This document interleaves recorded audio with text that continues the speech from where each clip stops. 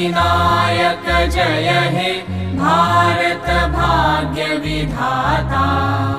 पंजाब सिंधु गुजरात मराठा द्राविड उत्कल बंगा।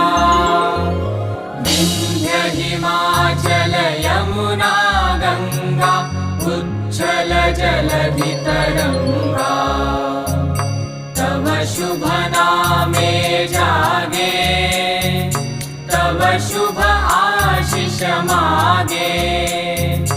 गाहे तव जय गाथा जन गण मंगलदायक जय हे भारत भाग्य विधाता।